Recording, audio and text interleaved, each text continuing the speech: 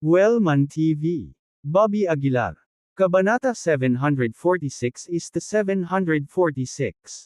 Walang nakakaalam kung anong uri ng kapangyarihan ang tunay na taglay ng Capital City Martial Arts Association. Ngunit lahat ay mayroong pangkalahatang pinagkasunduan. Ibig sabihin, pagdating sa martial arts prowess, walang makakapantay sa Capital City Martial Arts Association, kahit ang mga dakilang pamilya ng Capital City. Gayunpaman, ang dahilan kung bakit ang Capital City Martial Arts Association ay magiging maingat sa mga dakilang pamilya sa Capital City na nagmula lamang sa kanilang kabisera at makapangyarihang mga koneksyon. Si Bobby Aguilar at ang lalaking may bigot, ay nagpasya na manatili sa Noble family pansamantala. Sa tulong ng mga maharlika, si Bobby Aguilar ay maaaring time na tumutok sa kanyang paglilinang. Sa paligid ng patio ay isang desyerto na kagubatan sa bundok. Maliban sa paminsan-minsang kaluskos ng mga dahon kapag humampas ang simoy ng hangin, ang kagubatan ay napakapayapa. Nakuha ni Bobby Aguilar ang Ice Heart at ang 10,000 taong gulang na mga halamang gamot mula sa kanyang special magic artifact at inilapag ang mga ito sa kanyang harapan. Matagal ko na itong pinipigilan, ngayon gamit ang 10,000 taong gulang na mga halamang gamot na ito, maaari kong subukang direktang humakbang sa nasa huling panahon na military marquee realm, sabi ni Bobby Aguilar sa mabigat na boses. Sa sobrang daming pinagdaanan, unti-unting naunawaan ni Bobby Aguilar na ang halaga ng chi na kailangan para sa kanyang paglilinang ay tila mas malaki kaysa sa iba. Kaya, sa kabila ng pagkakaroon ng napakaraming mga kayamanan ng Dharma, si Bobby Aguilar ay hindi nang ahas na maging labis na ambisyoso. Mas matalinong gamitin ang 10,000 taong gulang na halamang gamot na ito upang pinuhin ang mga tabletas, naisip ni Bobby Aguilar sa loob. Sa kanyang utos, isang medicinal cauldron na may nakasulat na dragon images ang inilagay sa kanyang harapan. Ang kalderong ito ay regalo mula sa Pavilion Master kay Bobby Aguilar. 10,000 taong gulang na mga halamang gamot. Dapat man lang ay gamitin upang pinuhin ang isang divine rank pill, bulong ni Bobby Aguilar sa kanyang paghinga. Bahagya niyang ipinikit ang kanyang mga mata at nagsimulang maghanap ng formula. Pagkalipas ng ilang minuto, nag-zero si Bobby Aguilar sa isang formula na pinangalanang Purple Gold Pill. Ang pill na ito ay may kakayahang i-maximize ang chi ng mga herbs habang tinitiyak ang compatibility ng chi sa katawan ng tao. Hindi bababa sa 10 purple gold pills ang maaaring pinuhin mula sa isang 10,000 taong gulang na halamang gamot, tahimik na pag-iisip ni Bobby Aguilar. Inilagay niya sa kaldero ang 10,000 taong gulang na halamang gamot. Pagkatapos, lumabas mula sa kanyang palad ang isang purple spirit fire. Sa isang pitik ng kanyang mga daliri, inilabas ni Bobby Aguilar ang apoy sa kaldero. Hindi nagtagal, nag-alab ang apoy sa loob. Sa kalahating saradong mga mata, kinokontrol ni Bobby Aguilar ang apoy, na nakatuon ang lahat ng kanyang banal na kahulugan sa proseso ng alchemy. Sa ilalim ng pagpapasigla ng apoy ng espiritu, ang 10,000 taong gulang na damo ay unti-unting natunaw sa katas na panggamot. Ang masaganang medicinal juice ay nagbuga ng nakakapreskong aroma na nakalok sa loob ng kaldero upang maiwasan ang pagkawalan ng mga nakapagpapagaling na katangian nito. Lumipas ang oras, at lumipas ang 3 araw sa isang kisap mata. Pagkalipas ng 3 araw, biglang nag-iba-iba ang kalangitan, at sunod-sunod na alon ang mga kakaibang ulap na nakabitin ng mataas. Pagbuo ng pill cloud. Sa pamilyang maharlika, hindi napigilan ni Pat Noble na bumulong. Wow, napakaganda nito, hindi pa ako nakakita ng ganoon kagandang pill clouds, gulat na sabi ni Guy Noble. Ang Noble family ay maraming alchemist na nag-refine din ng mga tabletas noon, ngunit hindi pa sila nakakita ng ganoong pill cloud. Inangat din ng may bigot ang ulo para tumingin sa langit. Sa bahagyang nanlilisik na mga mata, seryoso niyang sinabi, sa paghusga sa mga ulap ng tabletang ito, tila ito ay isang senyales ng paglitaw ng isang divine rank pill. Sa ilalim ng langit, hindi maraming tao ang makapagpino ng divine rank pills. Kahit na ang prestihiyosong Divine Alchemist Pavilion ay kakaunti ang mga taong may kakayahang gawin ito. Swoosh! Sa sandaling iyon, ang mga Pildores na ulap sa kalangitan ay biglang tinusok ng ilang tila bala na sinag ng liwanag. Kasunod nito, isang gintong figure ang pumailanglang sa langit, sa pamamagitan ng pag-alog ng kanyang kamay, isang gininto ang palad ang agad na tinakpan ng kalangitan. Swoosh! Hinablot ng palad na umaabot ng 10 metro ang tableta. Ang mga ulap ng tableta sa kalangitan ay ganap na nawala. Iniabot ni Bobby Aguilar ang kanyang palad, tinitingnan ang mga table task sa kanyang kamay. 6 lang. Bahagyang nagsalubong ang mga kilay ni Bobby. Ito ay mas kaunti kaysa sa naisip niya. 6 ay dapat sapat na. Bulong ni Bobby. Pagkatapos ng lahat, ito ay purple gold pills. Para sa iba, ang isang purple gold pill ay sapat na para humakbang mula sa mid-term military marquee patungo sa late-term military marquee stage. Susunod, dapat kong simulan ang pagtatangka upang masira. Sabi ni Bobby sa malalim na boses. Naka-cross-legged siya sa lupa, at ang pinigilan na chi ay nagsimulang dumagsa sa sandaling iyon. Parang dagat ng chi, napuno nito ang buong katawan niya, na humahantong sa umiikot na hangin at mga kalusko sa kagubatan. Matagal nang nakapasok si Bobby sa mid-term military marquee, ngunit palagi niyang pinipigilan ang kanyang kaharian. Ngayong inalis na niya ang pagsupil na ito, ang kanyang nakakatakot na chi ay sumabog na parang backlash. Iniabot ni Bobby ang kanyang palad at inilagay ang purple gold pill sa kanyang bibig. Sabay nilunok ni Bobby ang lahat ng natitirang ice heart. Ang napakaraming chi, tulad ng malawak na karagatan, ay agad na tumagos sa buong katawan ni Bobby. Ang kanyang ginintuang core ay nakalubog sa puso ng chi na ito, bahagyang umiikot. Ang chi ay dumaloy kasama nito, na bumubuo ng isang maliit na puyo ng tubig sa loob ng kanyang katawan. Masyadong maraming chi ang pumuno sa katawan ni Bobby, dahilan upang magkaroon ng puting ambon sa paligid ng kanyang katawan. Bahagyang kumunat ang mga kilay ni Bobby, namumuo ang pawis sa kanyang mukha, habang tinitiis ang bigat na ibinibigay ng chi sa kanyang katawan.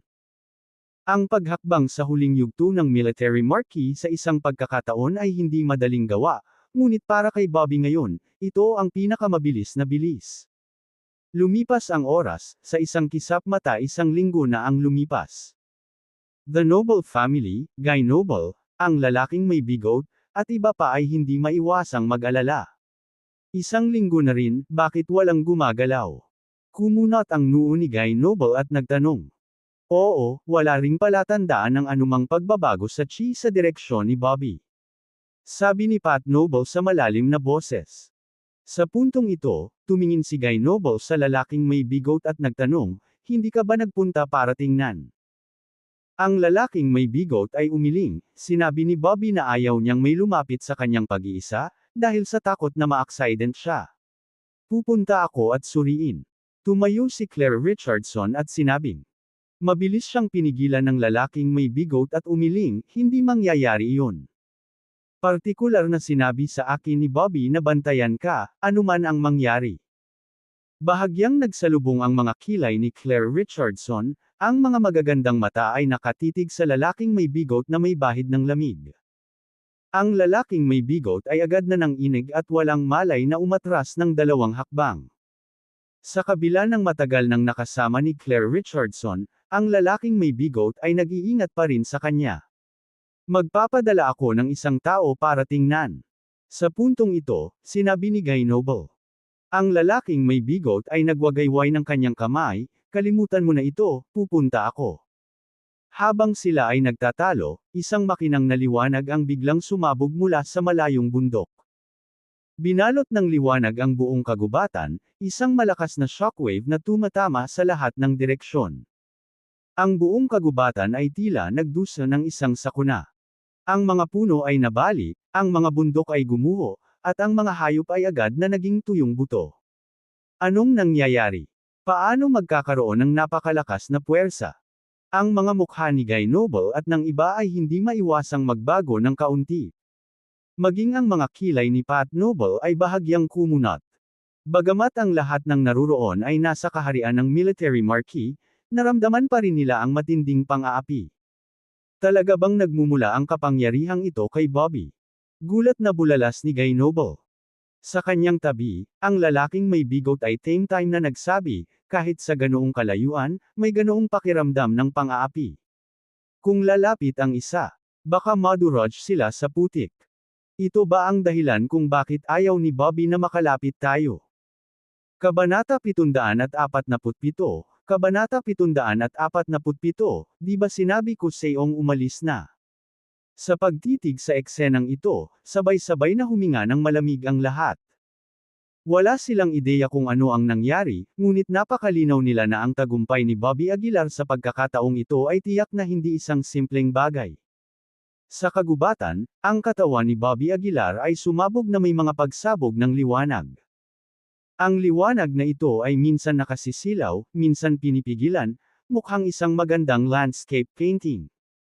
Kasabay nito, ang kanyang aura ay mabilis na tumataas, mula sa preterm military marquee hanggang sa gitnang yugto.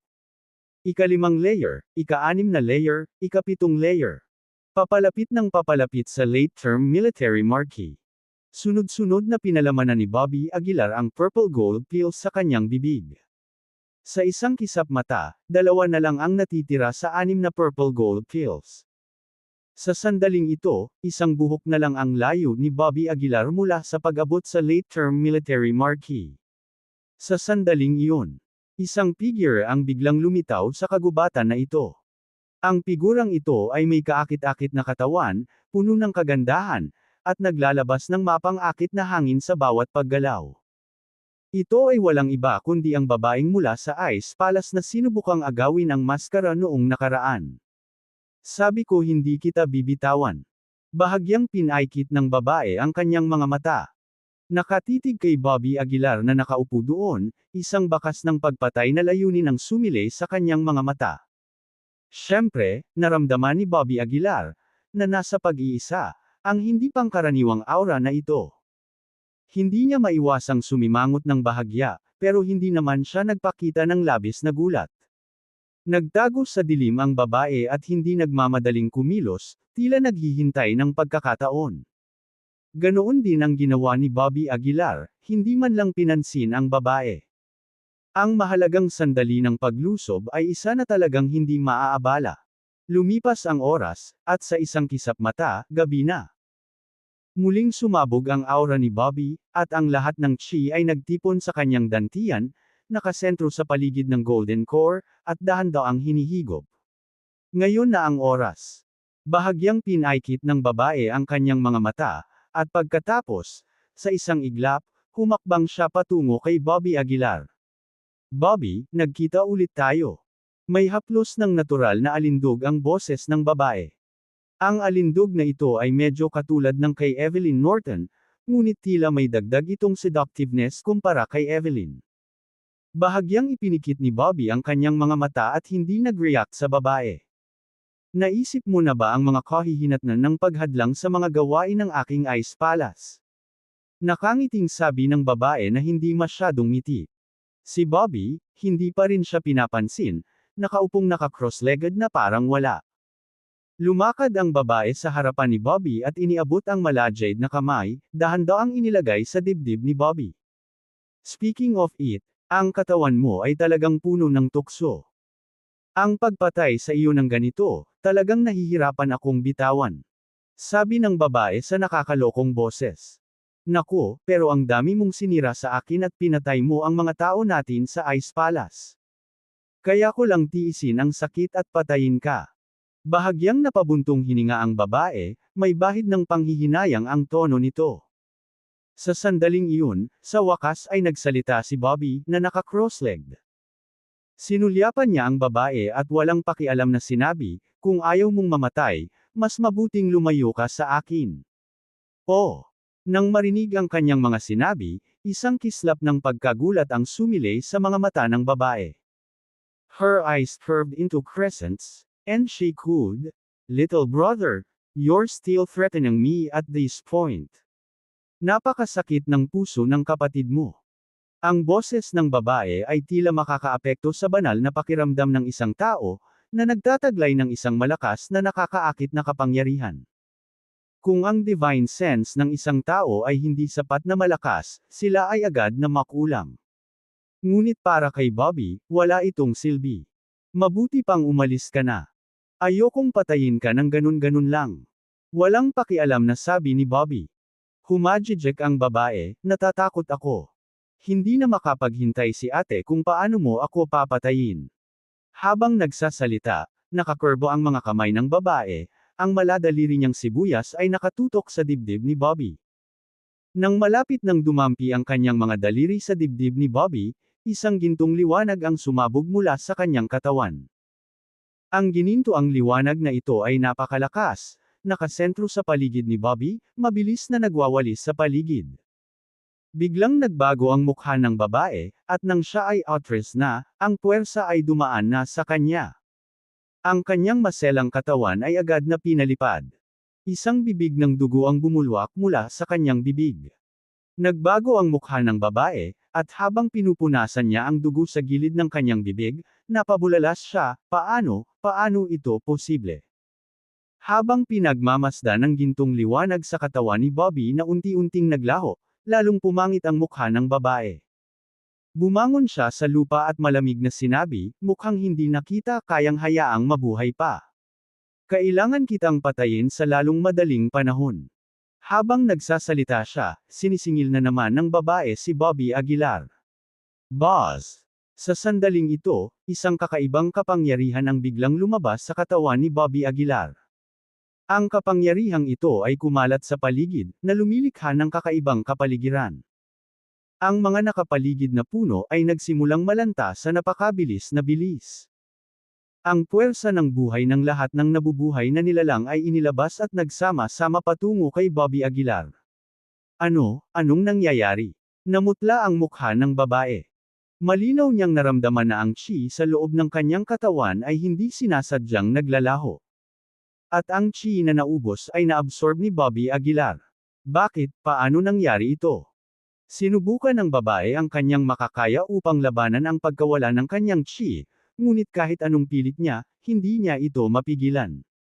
Hindi ako pwedeng magpatuloy ng ganito. I'm afraid I'll be drained, namuo ang malamig na pawis sa noo ng babae. Sinubukan niyang tumakas, ngunit masyadong mabilis na naubos ang kanyang chi at nagsimulang lumambot ang kanyang katawan. Kahit na ang paglalakad ay naging lubhang mahirap. Patuloy na sumisipsip ang kanyang chi sa katawan ni Bobby, at tuluyang nawalan ng lakas ang babae. Bumagsak siya sa lupa, hindi makagalaw. Anong uri ng kakaibang pamamaraan ito? Ang babae ay natakot, nagkukumahog sa lupa, sinusubukang tumakas. Ngunit hindi nagtagal, wala na siyang lakas na gumapang, nakahiga na lang sa lupa. Boss! Sa sandaling ito, sumabog ang golden light mula sa katawan ni Bobby Aguilar. Tapos, biglang tumaas ang aura niya. Ang laman ni Bobby Aguilar ay naging isang transparent, crystal clear face. Sa isang sulyap, kahit ang kumikinang na puting buto ay makikita. Gayunpaman, sa isang iglap lang, ang kanyang balat ay naging isang sinaunang kulay na tanso, na nagpapakita ng pagbuti ng kanyang laman na katawan. Boom! Isang surge ng chi ang lumabas sa katawan ni Bobby Aguilar. Ang chi na ito ay tumaas sa kalangitan, nakakalat sa mga ulap sa kalangitan. At gumuho ang lupa sa ilalim ni Bobby. Ang malago na kagubatan ay naging yel. Kabanata 748, Kabanata 748, ang lihim ng palasyo ng yelo. Nagpakita si Bobby Aguilar ng banayad na mapang-ipang aura. Lalong nagpanik ang mukha ng babae dahil sa mapang-ipang aura. Ngunit sa sandaling ito, wala na siyang lakas sa kanyang buong katawan at nanghina na parang isda na naghihintay na katayin. Anong gusto mong gawin? Takot na sabi ng babae. Sinabi ni Bobby Aguilar na may isang walang pakialam na ngiti, huwag kang mag-alala, basta't masunurin kang tumulong, ginagarantiyahan kong hindi kita papatayin. Magtulungan. Nagtaas ng kilay ang babae, sarkastikong sinabi, maaari talagang walang hiya ang mga lalaki. Ayaw nila unless malambot at malambot. Ngumisi si Bobby Aguilar, nag-o-overthink ka. May mga tanong lang ako sa iyo. Magtapat ka lang at humiga ka dyan. Kumunot ang noo ng babae, what do you want to ask? Hindi siya pinansin ni Bobby Aguilar at bahagyang naikuyom ang kanyang mga kamao, naramdaman ang masaganang kapangyarihan sa kanyang katawan. Sa wakas, naabot ko na ang late-term military marquee. Napabuntong hininga si Bobby Aguilar. Ang agwat sa pagitan ng dalawang yugto ay hindi mailalarawan. Nagkaroon ng pagkakaiba sa pagitan ng pre-term military marquee at ng late-term military marquee na kasing laki ng pagkakaiba ng langit at lupa. Ngayon, hindi natakot si Bobby Aguilar sa anumang peak form of military marquee. Ang pakikipaglaban sa mas mataas na antas ay isang likas lamang para sa magulong katawan. Hindi lamang ako nakapasok sa huling yugto ng military marquee, ngunit naintindihan ko rin ang isang pamamaraan.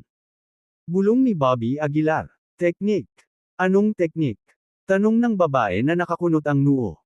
Sinulyapan siya ni Bobby Aguilar at sinabing, isang pamamaraan na maaaring sumipsip ng espiritual na enerhiya ng kalikasan. Bahagyang nagbago ang mukha ng babae, at napabulalas siya, ngayon lang ba ang pagkawalan ng chi sa katawan ko dahil sa pamamaraang ito? Eksakto. Tumango si Bobby Aguilar. Masakit na sinabi ng babae, nagtanim ako ng ilang dekada, at ikaw. Sinira mo ang pundasyon ko. Huwag kang mag-alala. Ikan-away ni Bobby Aguilar ang kanyang kamay. Naintindihan ko lang ang teknik na ito, kaya hindi ito masyadong exaggerated. Dapat gumaling ang iyong chi pagkatapos magpahinga ng ilang sandali. Bagamat sinabi niya iyon, puno pa rin ng pag-aalala ang puso ng babae. Si Bobby Aguilar ay hindi nag-abala sa kanya.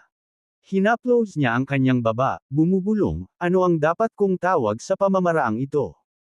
Siya ay nakatayo doon at nagmumuni-muni ng mahabang panahon, pagkatapos ay hinampas ang kanyang ulo, na nagsasabing, tawagin natin itong banal na kasanayan sa paglamon. Hindi napigilan ng babae ang tumawa, after thinking for so long, you came to this name. Divine devouring skill. Mas masahol pa ba ang tunog nito? Sinulyapan siya ni Bobby Aguilar at sinabing, nasa kamay ko ka na ngayon. Madali lang para sa akin na patayin ka o pahirapan ka. Nagbago ang mukha ng babae, nagngangalit siya at sinabing, mas mabuting huwag kang magulo, o hindi ka pakakawalan ng Ice Palace. Napayuko si Bobby Aguilar, nanunuya, ayaw kong pinagbantaan ng iba sa buong buhay ko, naiintindihan ko. Ibinuka ng babae ang kanyang bibig, saglit na hindi naglakas loob na magsalita pa. Simula ngayon, may itatanong ako sa'yo, sasagutin mo. Kapag nalaman kong nagsisinungaling ka, hindi ako magdadalawang isip na patayin ka. Malamig na sabi ni Bobby Aguilar. Kinagat ng babae ang kanyang labi at buong tapang na sinabi, magtanong. Anong pangalan mo? Tanong ni Bobby Aguilar. Malamig na sabi ng babae, Violet Russell. Anong klaseng organisasyon ang Ice Palace na binanggit mo? Patuloy na tanong ni Bobby Aguilar. Nang banggitin ang Ice Palace, may pagmamalaki na sinabi ni Violet Russell, ang ating Ice Palace ay isang sekta na naipasa sa loob ng 1,000 taon. Hindi ito isang bagay na maaaring pukawin ng mga maliliit na karakter. Isang sekta na ipinasa sa loob ng 1,000 taon. Hinaplos ni Bobby Aguilar ang kanyang baba. Gaya ng inaasahan, marami pa ring nangungunang sekta ang naipasa sa mundong ito. Ano ang lakas ng sect master mo? Martial Saint. Tanong ni Bobby Aguilar na may pagdududa. Bumantong hininga si Violet Russell, hindi pa nakakapasok ang sect master natin sa Martial Saint realm, pero isang hakbang na lang. Nakahinga ng maluwag si Bobby Aguilar. Hanggat hindi siya isang Martial Saint, magiging mas madali ang mga bagay. Isang sekta na naipasa sa loob ng 1,000 taon, at ang sect master ay isa lamang peak form of military marquee. Sarkastikong sabi ni Bobby Aguilar. Ngumisi si Violet Russell, ang peak form of military marquee lang ba ang alam mo? Hayaan mong sabihin ko sa iyo, sa itaas ng peak form of military marquee ay naroon ang consummate inner strength grandmaster. At sa itaas niyan, may mga half-step martial sages. Ang agwat sa pagitan ng bawat kaharian ay kasing iba ng mga ulap at putik. Hindi ito isang bagay na may isip mo. Tinamaan ni Bobby Aguilar ang kanyang ulo. Talagang nakalimutan na niya ang tungkol sa half-step martial sages. So, Ang sect master mo ay isang half-step martial sage. Tanong ni Bobby Aguilar. Ibinuka ni Violet Russell ang kanyang bibig at bumantong hininga, hindi, ang aming sect master ay nasa consummate inner strength grandmaster realm. Hindi rin iyon kahanga-hanga. Tumawa si Bobby Aguilar. Mas mabuting huwag mong bastyusan ang aming sect master. O kung hindi, o ano? Sabi ni Bobby Aguilar, pinaikit ang mga mata. Kinagat ni Violet Russell ang kanyang mga ngipin at sinabing, ano pa ang gusto mong itanong? Isang huling tanong. Tumayo si Bobby Aguilar. Ano ang layunin mo sa pagnanakaw ng maskara? Medyo naging malamig ang boses ni Bobby Aguilar. Bahagyang kumunat ang noo ni Violet Russell, umiling-iling, hindi ko alam. Ang alam ko lang ay sinabi ng aming sect master na ang maskara ay mahalaga at kailangan namin itong makuha sa lahat ng paraan. Nagpatuloy si Bobby Aguilar sa pagtatanong, may sinabi ba ang iyong sect master tungkol sa layunin o paggamit ng maskara? Umiling si Violet Russell, hindi ko alam. Hindi sinabi ng sect master. Napabuntong hininga si Bobby Aguilar at bumulong, walang kapaki-pakinabang na impormasyon. Inutil ka talaga. Kinagat ni Violet Russell ang kanyang mga ngipin sa dilim, galit na sinabi, I'm a peak form of military marquis. How dare you call me useless? Hindi sumagot si Bobby Aguilar. Inabot niya at hinawakan ang kwelyo ni Violet Russell, binuhat siya. Natarante si Violet Russell, nagmamadaling sinabi, ano, anong ginagawa mo? Bitawan mo ako. Sinulyapan siya ni Bobby Aguilar at sinabing, kung pakakawalan kita ngayon, maaari ka bang bumalik? Bahagyang kumunat ang noo ni Violet Russell. Totoo, wala siyang lakas sa katawan ngayon, at kahit ang paglalakad ay mahirap. Magtiwala ka, kapaki-pakinabang ka pa rin sa akin, kaya hindi kita papatayin. Sabi ni Bobby Aguilar habang naglalakad. Kinagat ni Violet Russell ang kanyang mga ngipin at nag-aatubili na sinabi, maaari mo bang baguhin ang iyong poster? Dapat mo ba akong hawakan ng ganito? Hindi. Walang ekspresyong sabi ni Bobby Aguilar. Dinala ni Bobby Aguilar si Violet Russell pabalik sa Noble family. Pagpasok pa lang niya, bumangga si Guy Noble. Bobby Aguilar, paano ka nagbalik ng babae? Medyo maganda siya. Dinilaan ni Guy Noble ang kanyang labi at malaswang sinabi. Inilibot ni Bobby Aguilar ang kanyang mga mata, she cultivates by absorbing men's essence. Ang sinumang may relasyon sa kanya ay magiging tuyong buto. Nang marinig ito, agad na natakot at natisod si Guy Noble. Bobby Aguilar, sino ang babaeng ito? Hindi maiwasang magtanong ni Pat Noble. Ipinaliwanag ni Bobby Aguilar, siya ay mula sa Ice Palace at sinubukan akong salakayin, ngunit nahuli ko siya. Ice Palace. Nang marinig ang pangalang ito, hindi naiwasang magbago ng kaunti ang mukha ni Pat Noble. Mukhang narinig mo na ang Ice Palace. Ngumisi si Violet Russell. Dahil narinig mo na ang reputasyon ng Ice Palace, ipinapayo ko sa iyo na palayain mo ako sa lalong madaling panahon. Kung hindi, tiyak na darating ang aming sect master na may kasamang hukbo para lipulin ang noble family mo. Kabanata 749, Kabanata 749, Pagbabalik sa kabisera ng lungsod. Tumahimik ka. Malamig na sabi ni Bobby Aguilar. Itinabi ni Bobby Aguilar si Violet Russell sa tabi at pagkatapos ay tumingin kay Pat Noble, na nagsasabing, Mr. Noble, narinig mo na ba ang Ice Palace? Bahagyang tumango si Pat Noble, oo, sikat ang Ice Palace maraming taon na ang nakalilipas. Sinasabing maraming nangungunang martial saints ang natutulog sa kanilang sekta. Pero kung totoo man o hindi, hindi ko alam. Sleeping martial saints. Anong ibig mong sabihin? Mukhang hindi naiintindihan ni Bobby. Ang lalaking may bigot sa tabi niya ay nagpaliwanag, sa pagsasabing natutulog ang mga martial saints, nangangahulugan talaga na may naiwan silang bakas ng kanilang mga nalalabing kaluluwa. Ang kanilang layunin ay bantayan ang sekta upang maiwasan ang isang sakuna ng pagpuksa. Tama iyan. Tumango si Pat Noble. Hindi ko itatago. Ganito rin ang aming noble family. Nang marinig ito, biglang natauhan si Bobby. Hindi nakakagulat na sinabi ni Pat Noble na hindi sila natatakot sa Capital City Martial Arts Association sa Downton City. Bobby, mag-iingat ka. Ang Ice Palace ay hindi madaling harapin. Nagbabala si Pat Noble. Kinawean ni Bobby ang kamay niya, ayos lang. Dahil natutulog silang mga martial saints, walang dapat ikatakot.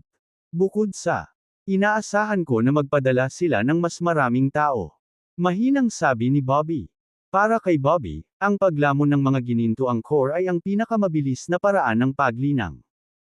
Kaya, kung mas maraming kaaway, mas mabilis na linangin ni Bobby. Pagkatapos kumain sa Nobles, isinama ni Bobby si Violet Russell at bumalik sa sarili niyang mansyon. Nakaupo sa mansyon, humigop ng tsaa si Bobby habang sinasabing, Violet Russell, binibigyan kita ng pagkakataong mabuhay, ngunit kailangan mong makinig sa akin. Sa oras na ito, medyo nakabawi na ng lakas si Violet Russell. Kinaikit niya ang kanyang mga mata, pagkatapos ay sinabing mapang-akit, sige, kahit anong gusto mong gawin ko, makikinig ako. Humigop ng tsaa si Bobby at walang pakialam na sinabi, gusto kong malaman ang layunin ng Ice Palace sa pagnanakaw ng maskara na ito at kung paano nila ito gagamitin. Gusto mo ba akong maging undercover agent mo? Isang dampi ng gulat ang bumalatay sa mukha ni Violet Russell. Bahagyang tumango si Bobby Aguilar, maiintindihan mo yun sa ganoong paraan. Kumunot ang noo ni Violet Russell, hindi, kapag nalaman ng sect master, papatayin niya ako. Sa tingin mo hindi kita papatayin. Malamig na sabi ni Bobby Aguilar. Ang mukha ni Violet Russell ay naging madilim at hindi mapakali, at isang tusong kislap ang sumilay sa kanyang mga mata. Papayag ako sa kanya sa ngayon. Kapag umalis ako, hindi na ako babalik. Napaisip si Violet Russell sa sarili. Mas mabuting huwag mo akong subukang linlangan. Gayunpaman, nakita ni Bobby ang kanyang intensyon. Pagkasabi niyon, itinaas ni Bobby ang kanyang mga daliri, at isang gintong liwanag ang lumipad patungo sa noo ni Violet Russell. Bahagyang nagbago ang mukha ni Violet Russell. Gusto niyang lumaban, ngunit sa kalagayan niya ngayon, wala siyang paraan para labanan. Pumasok ang gintong marka sa noo ni Violet, at hindi lang iyon, patuloy na bumabarena sa kanyang isipan ang liwanag. Ang matinding sakit ay hindi sinasadyang napaungol at bahagyang nanginig si Violet Russell. Ano? Anong ginawa mo sa akin? Masakit na sabi ni Violet Russell. Bahagyang tumawa si Bobby, isinasama ko ang marka sa iyong banal na kahulugan, at kung gusto mong burahin ito, kailangan mong sirain ang sarili mong divine sense. Ikaw. Sobrang pangit ng mukha ni Violet Russell. Kinagat niya ang kanyang mga ngipin at sinabing, napakawalang awa mo. Ngumisi si Bobby, syempre, maaari mo ring piliin na maging tapat sa Ice Palace, at maaari kitang patayin ngayon. Habang nagsasalita siya, tumayo si Bobby. Ang kanyang katawan ay nanginginig, at ang kanyang mamamatay tao na espiritu ay nagpanginig sa mga tao. Sa pagharap sa kamatayan, sa wakas ay natakot si Violet Russell. Nagmamadali niyang sinabi, sumasang-ayon ako. Pero hindi ko alam kung sasabihin sa akin ng sect master namin. Ngumiti si Bobby, problema mo yan. Oo nga pala, gusto kong ipaalala sa iyo na kung wala kang mahanap na anumang impormasyon, maaari kong sirain ang iyong divine sense anumang oras. Kinagat ni Violet Russell ang kanyang mga ngipin at sinabing, alam ko. Saka lamang tumango si Bobby bilang kasiyahan. Sandali, ibabalik ko ang iyong lakas. Tumayo si Bobby at bumalik sa kwarto niya. Makalipas ang halos isang oras. Lumabas si Bobby na may dalang ilang table tasks sa kamay. Kainin mo ang mga tabletang ito, at maaari kang umalis. Sabi ni Bobby. Tiningnan siya ni Violet Russell ng masama, ano ito? Relax, ang pill na ito ay para sa pagpapanumbalik ng iyong inner strength. Kung gusto kitang patayin, hindi ako dadaan sa gulo. Inilibot ni Bobby ang kanyang mga mata. Mukhang may sense naman ito kay Violet, kaya kinuha niya ang tableta at nilunok niya ito. Sa sandaling pumasok ang tableta sa kanyang tiyan, ang kanyang inner strength ay nagsimulang dahan-daang gumaling. Hindi nagtagal, nanambalik ang lakas ni Violet Russell. Bobby, dapat talaga kanina pa kita pinatay.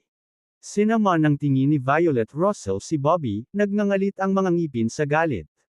Ngumisi si Bobby, huwag mong kalimutan ang sinabi ko. Hindi ako nagbibiro sa iyo. Ngumuso si Violet Russell, tumalikod at umalis nang walang sabi-sabi. Pagkaalis niya, kinakalkula ni Bobby ang oras. 5 araw na lang ang natitira hanggang sa araw na napagkasunduan niya ang Heaven Swallow ang Python. Panahon na para bumalik sa capital city. Huminga ng malalim si Bobby. Hanggat manalo siya sa pagkakataong ito laban sa Heaven Swallow ang Python, malalaman ni Bobby kung saan nakakulong si Emily Taylor sa Mystic Realm. Sa panahong iyon, magkakaroon na ng paraan si Bobby para iligtas si Emily Taylor. Kinabukasan. Si Bobby, ang lalaking may bigot, si Claire Richardson, at ang iba pa ay pumunta sa main hall ng Noble family. Handa ka na bang pumunta? Tanong ni Pat Noble. Bahagyang yumuko si Bobby, oo, salamat sa iyong mabuting pakikitungo sa panahong ito, Mr. Noble. Gayunpaman, ikinaway ni Pat Noble ang kanyang kamay, hindi kita inaalagaan. Ginagawa ko lang ito para sa Noble family. Bobby, bumalik ka at maglaro kapag may oras ka. Nakangiting sabi ni Guy Noble. Ngumiti si Bobby at sinabing, huwag kang mag-alala, Mr. Guy Noble, babalik talaga ako kapag may oras ako. Matapos magpaalam sa pamilyang Maharlika, si Bobby, ang lalaking may bigot, at ang iba pa ay umalis sa kanilang paglalakbay pabalik sa Capital City. Capital City. Mula noong labanan ni Broderick si Jackson Harris, ang kanyang katanyagan ay tumaas. Halos lahat ay itinuturing siyang numero 1 tao. Maging si Dominic Taylor, na dating nangunguna, ay dinaig niya. Bagamat hindi nag-away sina Broderick at Dominic Taylor, mas pinapaboran ng mga tao si Broderick. Bagamat hindi masaya, si Dominic Taylor ay hindi nagmamadali. Young Master Taylor, hindi ka ba talaga kasing galing ni Broderick? Tanong ng isang attendant sa tabi ni Dominic Taylor. Dominic Taylor scoffed, not as good as him. Hayop lang siya. Anong mga kwalifikasyon ang mayroon siya para makipagkompetensya sa akin? Pero, ngayon iniisip ng lahat ng nasa labas na ang lakas ni Broderick ay higit sa iyo. May nagsabi. Ngumisi si Dominic Taylor, paano nalaman ng mga langgam na ito ang kapangyarihan ng bloodline? Karaniwan, ang lakas ng Earth-rank demonic beast ay talagang mas mataas kaysa sa mga tao, ngunit ang tinatawag na demonic beasts ay wala sa harap ng mga bloodline. Habang nagsasalita siya, nagdikit ang mga kamay ni Dominic Taylor, na bumubuo ng isang pagsabog ng enerhiya. Marahan niyang ipinalakpak ang kanyang mga palad, at ang black gold stone sa kanyang harapan ay agad na nabasag. Ito ang kapangyarihan ng bloodline. Malamig na sabi ni Dominic Taylor. Kabanata 750, Kabanata 750, muling naghampas si Bert Mercer. Nang makita ang nabasag na black gold stone, hindi napigilan ng attendant na malapit na manlaki ang kanyang mga mata. Ito ang Black Gold Stone, na kilala bilang ang pinakamahirap na materyal. Kahit na ang bilangguan ng Capital City Martial Arts Association ay ginawa sa materyal na ito. Ngunit ngayon, ang Black Gold Stone na ito ay mukhang napaka-vulnerable sa harap ni Dominic Taylor. So strong, hindi napigilan ng attendant na lumunok. Bahagyang bumantong hininga si Dominic Taylor at sinabing, gising lang ito ng 80% ng bloodline power, kung ito ay 100%. Ang kapangyarihang iyon ay hindi may isip. Ito rin ang nagpainggit kay Dominic Taylor. Sinubukan niya ang lahat ng paraan na naiisip niya, ngunit hindi na siya makagawa ng anumang karagdagang pag-unlad. 80% yata ang limit niya. Sa kabutihang palad, hindi makapagtanim si Emily Taylor, tahimik na bulong ni Dominic Taylor. Sa pag-iisip nito, sa wakas ay nakahinga ng maluwag si Dominic Taylor. 4 na araw na lang ang natitira bago ang huling labanan nina Bobby Aguilar at Broderick. Sa araw na ito, sa isang silid sa Martial Arts Academy, nakatayo si Broderick sa harap ni MS Hayward. Broderick, ikaw lang ang pag-asa ko, at tinuturing kitang angkan ko. Humigop ng tsaa si MS Hayward at walang pakialam na sinabi. Bahagyang yumuko si Broderick at sinabing, MS Hayward, alam ko, at tinuturing kita bilang nanay ko. Tumangala si MS Hayward kay Broderick at nagpatuloy, I want you to be the number one person in the world. Isang taong umabot sa rurok ng martial arts. Si Bobby Aguilar naman, stepping stone lang siya para sa iyo, kaya hindi ka dapat magpatalo. Isang bakas ng pang-aalipusta ang sumilay sa madilim na mga mata ni Broderick. Bahagya siyang ngumuso at sinabing, MS Hayward, huwag kang mag-alala, hindi karapat-dapat na banggitin si Bobby Aguilar. MS Hayward said solemnly, huwag mo siyang masyadong maliitin. Kakakuha lang niya ng isang 10,000 taong gulang na materyal na panggamot, at tiyak na bumuti ang kanyang lakas. Hindi mahalaga. Marahang naikuyom ni Broderick ang kanyang kamao. Isang Bobby Aguilar lamang, hindi siya nagkakahalaga ng pagbanggit. Bahagyang tumango si MS Hayward at sinabing, maaari ka nang umalis. Kinilala siya ni Broderick at saka umalis sa gilid. Bagamat puno ng kumpiyansa si Broderick, hindi pa rin sigurado si MS Hayward sa kanyang puso. Hindi sa wala siyang tiwala kay Broderick, ngunit walang alam si MS Hayward tungkol sa kasalukuyang lakas ni Bobby Aguilar. Hindi niya alam kung anong kaharian ang narating ni Bobby Aguilar sa tulong ng 10,000 taong gulang na mga panggamot na materyales, at kung nakapasok siya sa peak form of military marquee realm, maaaring mahirap hulaan ang kahihinatnan. Dahan-daang tumayo si MS Hayward. Umalis siya sa Martial Arts Academy at dumiretso pabalik sa Capital City Martial Arts Association. Sa dating opisina ni Davy Barnett, nakaupo si Emerson Holmes. Nang makitang papasok si MS Hayward, nagmamadaling tumayo si Emerson Holmes at magalang na tinawag, MS Hayward. Bahagyang tumango si MS Hayward at casual na nagtanong, may mga mensahe ba mula sa mga nakatataas kamakailan? Umiling si Emerson Holmes at sinabing, bilang tugon kay MS Hayward, hindi. Hindi na masyadong nagsalita si MS Hayward, tumango lang siya at sinabing, I see. If there is any news from the higher-ups, remember to notify me. Oo, MS Hayward. Yumuko si Emerson Holmes. Pagkatapos, umupo si MS Hayward sa upuan ni Emerson Holmes.